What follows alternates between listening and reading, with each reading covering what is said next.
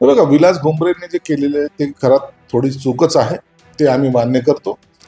परंतु इमोशनली किंवा आपला चल बाळा मतदानाला जाऊ अशा पद्धतीने त्यांनी त्या विचार न करता मुलाला घेऊन गेलं होतं. त्या मुलाला काय माहिती कोण कशाची कोणती निवड कोण काय आहे आणि काय बाकी प्रक्रिया असते, म्हणून त्याने घेऊन जाऊन फोटो काढणे हाच फक्त त्याच्या मागचा त्यांचा हेतू होता. परंतु खऱ्या अर्थाने त्यांची कोणती थोडी चूक झालेली त्याची मी दिलगिरी सुद्धा व्यक्त करतो.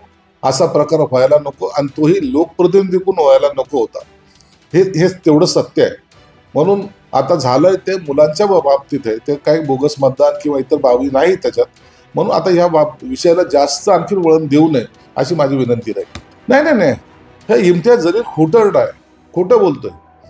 माझं कधीही त्याच्याशी बोलणं झालं नव्हतं आणि मला वरच्या लेवलला विचारायची सुद्धा आवश्यकता नाही या गोष्टी.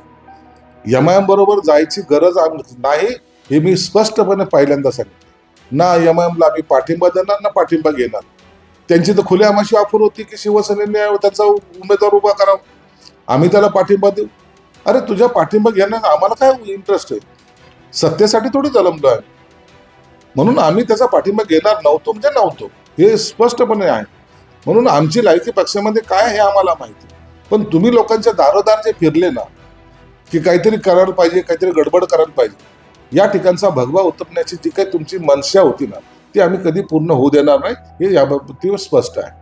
बघा, काल पालकमंत्री म्हणून मी नाराज होतो, प्रेसला गेलो नाही, मग काहीतरी वेगळे विचार आहेत का, अशा सर्व बातम्या आपल्या माध्यमातून चालत आहेत. मी तुम्हाला स्पष्टपणे सांगतो, काल सकाळी एकनाथ शिंदे साहेबांचा फोन आला, त्यांनी 2 नावाची घोषणा केली. एका नावाला मी थोडासा विरोध केला, हे सत्य आहे. परंतु जेव्हा दुपारी त्यांनी फायनल आदेश काढला आणि मला सांगितलं की आपल्याला त्याच नावाला आपल्याला संमती द्यायची, आणि त्या पद्धतीने आम्ही राजेंद्र जंजाळच्या नावाला संमती दिली. आणि त्यांनी आदेश काढल्यामुळं आम्ही कोणत्याही नगरसेवकांनी ज्यांनी फॉर्म घेतले होते त्यांनाही सांगितलं की आता कोणी फॉर्म भरायचा नाही, आपल्याला जो पक्ष आदेश आलाय तो मानायचा. म्हणून आम्ही एकदा निर्णय झाला ना तर मग त्याच्यावर पुन्हा आम्ही आर्ग्युमेंट करणं किंवा पुन्हा त्याच्यावर विरोधात काहीतरी उठाव करणं, काहीतरी फॉर्म भरणं, मग तो मागास घेण्यासाठी विनवण्या करणं, हा प्रकार आमच्याकडे होत नाही. एकदा सांगितलं विषय संपला.